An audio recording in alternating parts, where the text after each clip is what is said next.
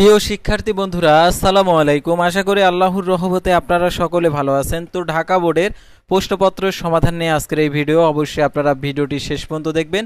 সাধারণত ঢাকা বোর্ডের যে ক সেটের প্রশ্নপত্রের সমাধান আজকের এই ভিডিওটিতে দেখতে পারবেন। তো ভিডিও শুরুর প্রথমে আপনি যদি অল জব নিউজ বাংলাদেশ এই চ্যানেলে প্রথমবার এই ভিডিওটি দেখে থাকেন তাহলে আমাদের এই চ্যানেলটিকে সাবস্ক্রাইব করে রাখবেন, notification bell button all press করে রাখবেন, ভিডিওটিতে লাইক করে দেবেন। আর যারা ইতিমধ্যে আমাদের এই চ্যানেলটিকে সাবস্ক্রাইব করে পাশে রয়েছেন তাদেরকে অসংখ্য ধন্যবাদ। তো আর কথা না বাড়িয়ে চলে যাচ্ছি মূল বিষয়ে।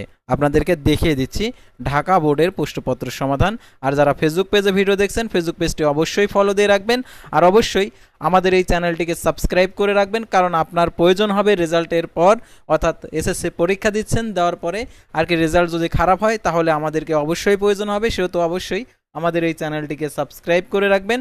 তো দেখতে পারছেন এখানে ক সেটের প্রশ্নের সমাধান দিয়ে দিচ্ছি।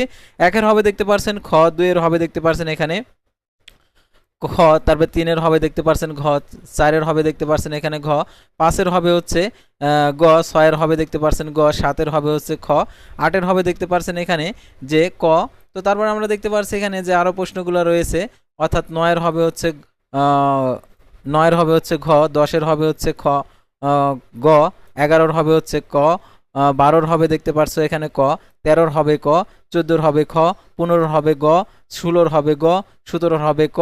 তো তারপর আমরা পরবর্তী পাতায় চলে যাব। তো ঢাকা বোর্ডের এটা, তো এখানে হচ্ছে 18-র হচ্ছে ক, 19-এর হচ্ছে খ, 20-এর হচ্ছে ঘ, তারপরে 21-এর হচ্ছে খ, 22-এর হচ্ছে গ, 23-এর হচ্ছে খ।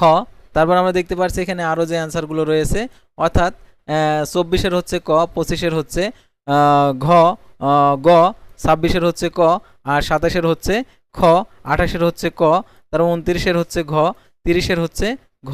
এই ছিল ঢাকা বোর্ডের অ্যান্সারপত্র সমাধান। তো পরবর্তী ভিডিওতে অন্য অন্য বোর্ডের প্রশ্নপত্র সমাধান নিয়ে আপনাদের সামনে হাজির হব। সে পর্যন্ত সবাই ভালো থাকবেন, সুস্থ থাকবেন এবং আমাদের এই চ্যানেলের সঙ্গে থাকবেন। আল্লাহ হাফেজ।